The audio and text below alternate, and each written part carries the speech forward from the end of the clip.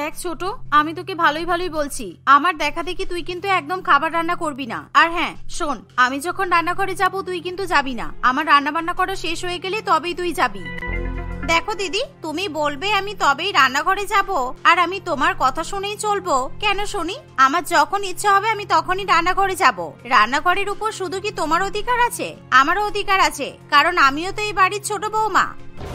আমি জানতাম তুই আমার সঙ্গে খুবই বাজে ব্যবহার করবি, সেই জন্যই তো আমি তোকে আমার ছোট যা হিসেবে এই বাড়িতে নিয়ে আসতে চাইছিলাম না, কিন্তু বাবা মা তো আমার কোনো কথা শুনলোই না। ছোট ছেলের জন্য তোকেই পছন্দ করলো, আর তুই এমন একটা মেয়ে আমার ছোট যা হয়ে এই বাড়িতে এলি, সব সময় আমার সঙ্গে রান্নার চ্যালেঞ্জ নিয়েই ব্যস্ত থাকিস, কিন্তু আমি তোর সঙ্গে কোনো রান্না চ্যালেঞ্জ করতে চাই না। হ্যাঁ, তুমি কেন করতে চাইবে? কারণ তুমি তো ভালো রান্না বান্না করতে পারোই না। আমি জানি তো, আমি ভালো খাবার রান্না করতে পারি বলেই বাবা মা আমাকে পছন্দ করেছে, কারণ তোমার হাতের খাবার ওনাদের আর ভালো লাগছে না, তাই এবার থেকে আমি নিজে রান্না করে সবাইকে খাওয়াবো। দেখ ছোট, এই বাড়িতে তুই মাত্র কয়েকদিন আগে এসেছিস, আর এখানে আসা মাত্রই তুই আমাকে এত বড় বড় কথা বলতে শুরু করে দিলি। বাবা মা এতদিন ধরে আমার হাতের খাবার খাচ্ছিল। শুধু বাবা মা কেন, পরিবারের সকলেই তো আমার হাতে তৈরি করা খাবার খেতে পছন্দ করে, আর তুই কদিন এসেই তোর হাতের খাবার খাওয়ার জন্য সবাইকে পাগল করে দিয়েছিস বুঝি? হ্যাঁ দিদি, আমি তো একদম ঠিক কথাই বলছি, তাই জন্যই তো তুমি আমাকে রান্নাঘরে যেতে দাও না, যাতে তোমার হাতে রান্না খেয়ে সবাই তোমার প্রশংসা করে। আর আমি যদি রান্না করি তাহলে তো সবাই আমারই প্রশংসা করবে, তখন তো তোমাকে আর কেউ চিনতেও পারবে না। সেই জন্যই তো তুমি ভয়ে আমাকে রান্নাঘরে যেতে দাও না। আমি ঠিক বললাম তো? পায়েলের মুখে এমন কথা শুনে রূপালী ভীষণ পরিমাণে রেগে যায়। তখন রূপালী রাগ করে সেখান থেকে চলে যায়। আর এভাবেই দেখতে দেখতে কয়েকদিন কাটে, আর তাদের দুই জায়ের মধ্যে সবসময় রান্না বান্না নিয়ে ঝগড়া ঝামেলা লেগেই থাকে। একদিন বাড়ির দুই ছেলে অফিসে যাওয়ার সময় খুবই তাড়াহুড়ো করতে থাকে, আর অন্যদিকে দুই বৌমার রান্নাঘরে তখনও ঝগড়া করতে ব্যস্ত থাকে। তুই আমার দেখা দেখি পাস্তা বানালি কেন? আমি জানতাম তুই আমার উপর হিংসা করিস, তাই জন্য আমি আজকে পাস্তা বানিয়েছি, আর অমনি তুই আমার দেখা দেখি পাস্তা বানিয়ে ফেললি। তুমি কিন্তু একদমই এটা ঠিক বলছো না দিদি। আজকে আমার ইচ্ছা হয়েছে তাই আমি পাস্তা বানিয়েছি। আর হ্যাঁ, আমি তো তোমার থেকেও অনেক আগে পাস্তা বানিয়ে ফেললাম। যেই পাস্তা বানাতে মাত্র কয়েক মিনিট সময় লাগে, তুমি তো সেই পাস্তা 2 ঘন্টা সময় ধরে বানালে। আর দেখো, আমি এবার পাস্তা বানিয়ে সবাইকে দিয়ে চলেও এলাম, তাই জন্যই তো তোমার এত রাগ হচ্ছে। তুমি তো রাগে একেবারে ফেটে পড়ছো। হ্যাঁ, রাগ তো হবেই। তুই আমার স্বামীকে পাস্তা বানিয়ে দিচ্ছিস, তুই তো নিজের স্বামীকে খাওয়া না। আমার স্বামীর প্রতি অত আধিক্যতা দেখাতে হবে না, ঠিক আছে? আর হ্যাঁ, আমি যত দেরি করি হোক বা তাড়াতাড়ি রান্না করি না কেন, সেটা আমার ব্যাপার, বুঝেছিস? আমি সবই বুঝতে পারছি, আমি তোমার স্বামীকে পাস্তা বানিয়ে দিয়েছি বলেই তোমার রাগ হচ্ছে, কিন্তু দেখো ওদের তো দেরি হয়ে যাচ্ছিল, সেই জন্য আমি তাড়াতাড়ি করে ওদেরকে পাস্তা বানিয়ে দিয়ে দিয়েছি। আর আমি যদি পাস্তা বানিয়ে না দিতাম তাহলে কিন্তু তোমার স্বামীকে না খেয়ে অফিসে যেতে হতো। এটা বুঝি ভালো হতো? এভাবেই পায়েল রূপালীকে বোঝানোর চেষ্টা করে, কিন্তু রূপালী পায়েলের কোনো কথাই শুনতে চায় না। আসলে সেদিন রূপালী মনে মনে পাস্তা বানাবে বলে ঠিক করে। অন্যদিকে বাড়ির দুই ছেলে অফিসে যাওয়ার জন্য তাড়াহুড়ো করতে থাকে, আর রূপালী যেহেতু পাস্তা বানাতে অনেক বেশি সময় লাগে, আর তখনই তার ছোট যা খুবই তাড়াতাড়ি পাস্তা বানিয়ে নেয়, আর সেই পাস্তা বাড়ির দুই ছেলেকে খেতে দেয়। আর এভাবেই পায়েলের বানানো পাস্তা খেয়ে দুই ভাই অফিসে চলে যায়। আর এর ফলে রূপালী তার ছোট জায়ের উপর প্রচন্ড পরিমাণে রেগে যায়। এইভাবেই দেখতে দেখতে সময় কাটতে থাকে। এমনই একদিন তারা যখন দুই জায়ে রান্নাঘরে থাকে।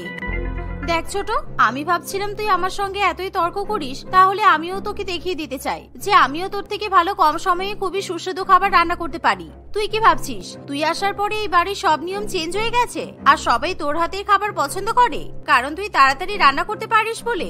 দেখ ছোট, আমি কিন্তু তোকে ভুল প্রমাণ করেই ছাড়বো। কিন্তু দিদি, আমি তো জানি আমার থেকে আগে তুমি কখনোই রান্না করতে পারবে না, কারণ আমি রান্না বান্না করার দিকে খুব ভালো মতোই কোর্স করে বসে আছি। জানো দিদি, আমাদের ওখানে অনেকবার রান্নার প্রতিযোগিতাও হয়েছে। আমি তো সব প্রতিযোগিতাতে নাম দিয়েছি, আর সবার মধ্যে আমি কিন্তু সবসময় প্রথম পুরস্কার পেয়েছি। তুই যতই পুরস্কার পাস না কেন, আমার কাছে তুই পাত্তা পাবি না, ঠিক আছে? আমি তোকে হারিয়ে ছাড়বই। তুই একবার আমার সঙ্গে মাঠে নেমে দেখা, তারপর বুঝবি ঠেলা। আমিও তোকে চ্যালেঞ্জ করছি, তোকে আমি রান্নাতে হারিয়েই ছাড়বো। রূপালী এবং পায়েল যখন রান্নাঘরে এভাবেই রান্না চ্যালেঞ্জ করার কথা বলে, তখনই সেখানে তাদের শাশুড়ি মা চলে আসে। কি ব্যাপার, আজকে তোমরা দুই যা মিলে এত ভালোভাবে কথা বলছো কেন? ঝগড়া ঝামেলার কোনো আওয়াজ পাওয়া যাচ্ছে না। যাক, তাহলে ভালোই হয়েছে, আমার দুই বৌমা তাহলে শুধরে গেছে। না না মা, এই কথাটা আপনি ভুলেও ভাববেন না। আমি তো আপনার ছোট বৌমাকে রান্নার চ্যালেঞ্জ দিচ্ছিলাম। জানেন মা, আপনার ছোট বৌমা নাকি আমার থেকেও খুবই সুস্বাদু খাবার রান্না করে, তাও আবার খুব কম সময়ে। তাই ভাবলাম এবার আমি আপনার ছোট বৌমার সঙ্গে রান্নার চ্যালেঞ্জ করব। না না, ওসব চ্যালেঞ্জ করার কোনো দরকার নেই। আমি তো শুধু চাই তোমরা দুই বৌমা একেবারে বোনের মতো মিলেমিশে থাকো। এরকম চ্যালেঞ্জ করে কি লাভ? আর তাছাড়া তোমরা দুজনে একে অপরকে এরকম ভাবে খারাপ চোখে দেখছো কেন, সেটাই তো আমি বুঝতে পারছি না। আমি তো আপনার বড় বৌমাকে অনেক সাহায্য করতে চাই মা। আমি তো সবসময় দিদির পাশেই থাকতে চাই। আমি যতই আপনার বড় বৌমাকে সাহায্য করার চেষ্টা করছি, ও ততই যেন বিগড়ে যাচ্ছে। তাই আমিও ভাবলাম আপনার বড় বৌমার সঙ্গে একটা রান্নার চ্যালেঞ্জ করাই দরকার। দেখো, যেদিন থেকে তোমরা দুজনেই বাড়িতে এসেছো সেদিন থেকে কিন্তু একটা না একটা অশান্তি লেগেই আছে। এবার অন্তত দয়া করে তোমরা চুপ করো। আর শুধু শুধু আমার এরকম চ্যালেঞ্জ ভালো লাগে না। আর তাছাড়া কি বা হবে, তোমরা না হয় একজনের থেকে আরেকজন বেশি ভালো খাবার রান্না করবে, কিংবা অন্যজন বেশি তাড়াতাড়ি খাবার রান্না করবে, আর তাতে কি আহামরি কিছু হয়ে যাবে? এগুলো কোনো ব্যাপারই নয়। তোমরা চ্যালেঞ্জ করতে যেও না, কেমন?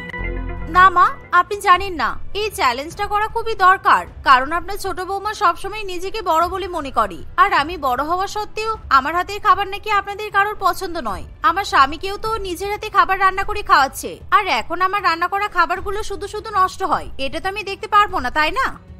এভাবেই রূপালী এবং পায়েল তাদের শাশুড়ি মায়ের মুখের উপর একের পর এক কথা বলতে থাকে। বিলকিস দেবী তার দুই বৌমাকে অনেক বোঝানোর চেষ্টা করলেও তার দুই বৌমা তার কোনো কথাই পাত্তা দেয় না।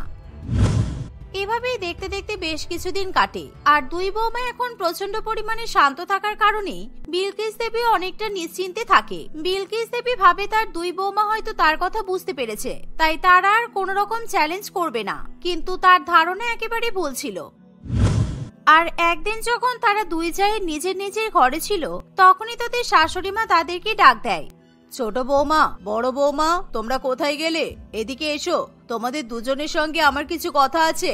শাশুড়ি মায়ের কথা শুনি বাড়ির দুই বৌমা তাদের শাশুড়ি মায়ের সামনে এসে হাজির হয়। দেখো, আমিও এবার তোমাদের দুই বৌমার মধ্যে রান্নার চ্যালেঞ্জ দেখতে চাই। আমি তোমাদেরকে একটা একটা করে কাজ দেব, আর তোমরা কে কত তাড়াতাড়ি কত কম সময়ে করতে পারো আমি সেটাই দেখব, আর তাকেই আমি এই বাড়ির সমস্ত দায়িত্ব দেব। তোমরা কি রাজি? হ্যাঁ মা, আমরা তো রাজি। আপনি শুধু কি করতে হবে সেটা বলুন না, আর তারপর ঝটপট আমরা দুই যা মিলে সব করে দেব।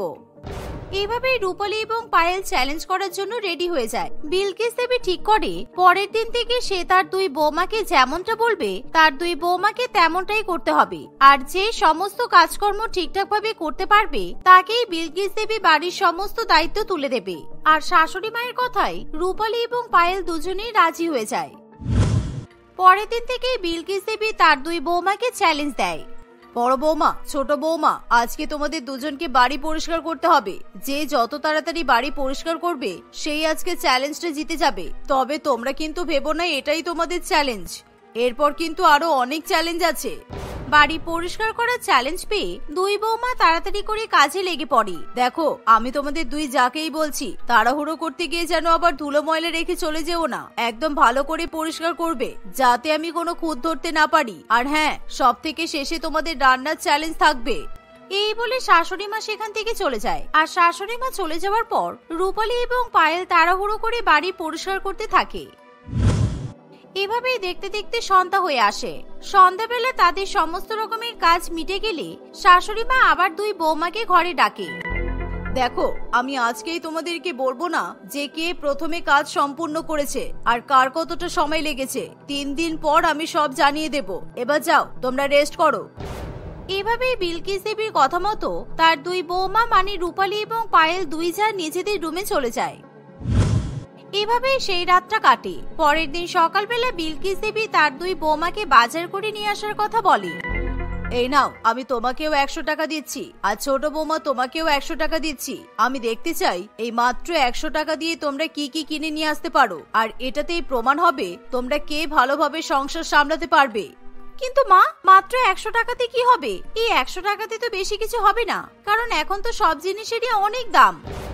না না মা, আপনি যখন আমাকে 100 টাকা দিয়েছেন তাহলে আমি নিশ্চয়ই চেষ্টা করব 100 টাকা দিয়ে আমি বাজার করে নিয়ে আসবো। এই বলে তারা দুজনে বাজার করতে বেরিয়ে পড়ে। আর বাজার করতে যাওয়ার সময় রূপালী যখন রাস্তা দিয়ে যেতে থাকে তখনই রূপালী একটা কসমেটিক্স এর দোকান দেখতে পায়।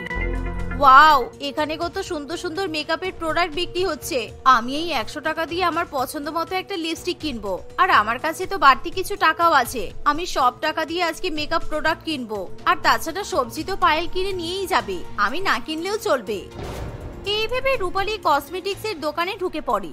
আর অন্যদিকে পায়েল সেই 100 টাকার মধ্যেই কিছু সবজি কিনে বাড়িতে নিয়ে চলে যায়। আর রূপালী কসমেটিক্স এর দোকানে ঢুকে এদিক ওদিক ঘোরাফেরা করতে থাকে। সে কিছু কসমেটিক্স এর জিনিসপত্র কিনে নিয়ে বাড়িতে চলে যায়। এই যে বড় বৌমা, ছোট বৌমা তো অনেক আগে বাড়ি ফিরে এসেছে, তুমি এতক্ষণ কোথায় ছিলে? তাহলে তুমি বুঝতে পারছো তো, ছোট বৌমা কিন্তু এই চ্যালেঞ্জে জিতে গেছে। আর হ্যাঁ, তোমাকে যে 100 টাকা দিলাম, তুমি কি সবজি কিনেছো? কারণ আজকে যা যা কিনেছো কালকে কিন্তু সেগুলো রান্না করতে হবে। কি, কালকে আমাকে ওই সবজিগুলো দিয়ে রান্না করতে হতো? তাহলে কালকে যে রান্নার চ্যালেঞ্জ ছিল সেটা তো আপনি আমাকে আগে বলেননি। এ বাবা, আমি একই ভুল করে বসলাম। মা, আপনি আমাকে ক্ষমা করে দেবেন। আসলে আমি নিজের জন্য মেকআপ প্রোডাক্ট কিনে ফেলেছি। আমি তো ভেবেছিলাম যে পায়েলের সবজি কেনাতেই হয়ে যাবে, আর আমাকে সবজি কিনতে হবে না। রূপালীর মুখে এই কথা শুনে বিলকিস দেবী খুবই রেগে যায়। আর এর ফলে বিলকিস দেবী তার বড় বৌমাকে অনেক অনেক কথা শোনাতে থাকে। তাই রূপালী মন খারাপ করে নিজের ঘরে চলে যায়। পরের দিন সকালে ছিল দুই বৌমার রান্নার প্রতিযোগিতা। আগের দিন যেহেতু রূপালী কোনো কিছুই কিনে আনতে পারেনি, তাই শুধুমাত্র সে ভাত, ডাল, আলুর তরকারি এবং ডিম রান্না করে। আর অন্যদিকে ছোট বৌমা বাজার থেকে যা যা কিনে নিয়ে আসে সমস্ত কিছু দিয়ে সে নানান রকমের আইটেম রান্না করবে বলে ঠিক করে।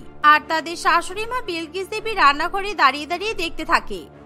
কি হলো বড় বৌমা, তুমি এখনো দাঁড়িয়ে আছো কেন? তাড়াতাড়ি হাত চালাও, খুব কম সময় বেঁচে আছি কিন্তু। ওই তো ছোট বৌমার তো প্রায় হয়েই গেল। এভাবেই দেখতে দেখতে আরো কিছু সময় কাটে। পায়েল খুবই তাড়াহুড়ো করে খুব কম সময়ের মধ্যেই নানান রকম রান্না বান্না করে ফেলে। আর পায়েল যেহেতু খুবই সুস্বাদু খাবার রান্না করতে পারত, তাই সে খুব কম সময়ে বিভিন্ন রকমের খাবার রান্না করতে সক্ষম হয়। অন্যদিকে পিয়ালি অনেক বেশি সময় নেয়, কিন্তু তবুও সে ঠিকমতো খাবার রান্না করতে পারে না। বড় বৌমা, এবার বুঝতে পারলে তো, এই বাড়ির আসল দায়িত্ব আমি আমার ছোট বৌমাকেই দিতে পারবো। কারণ তুমি তো নিজের দায়িত্বটাই ঠিকভাবে নিতে পারছো না, আবার আমাদের সবার দায়িত্ব তুমি কিভাবে নেবে? এই বাড়ির দায়িত্ব নিতে গেলে যোগ্যতার প্রয়োজন। তোমার মধ্যে সেই যোগ্যতা, মানসিকতা কিছুই নেই, কারণ তুমি শুধু নিজের কথাটাই ভাবো। আমাকে ক্ষমা করে দিন মা, আজকে সত্যি রান্নার চ্যালেঞ্জটাতে আমি হেরেই গেলাম। এই বাড়ির দায়িত্ব তাহলে আমার হাতে কখনোই আসবে না, কারণ আমি তো আপনার বাড়ির যোগ্য বৌমা হতেই পারিনি। আপনি আপনার ছোট বৌমাকেই বরং এই বাড়ির দায়িত্ব দিয়ে দিন, আর আমাকে ক্ষমা করে দিন পারলে। এভাবেই রূপালী নিজের ভুল বুঝতে পেরে ছোট যা পায়েলের কাছে ক্ষমা চায়। কিন্তু পায়েল খুবই ভালো মনের মানুষ হওয়ায় সে পুরোপুরিভাবে সংসারের দায়িত্ব নিজের কাঁধে নিতে চায় না। সে তার বড় যাকে বাড়ির বড় বৌমা হিসেবে যথেষ্ট যোগ্য সম্মান দেয়। তাই বিলকিস দেবী খুবই খুশি হয়ে বাড়ির দুই বৌমাকে সমানভাবে দায়িত্ব দিয়ে দেয়। আর এভাবেই তারা দুই বৌমা হাসি খুশি বসবাস করতে থাকে।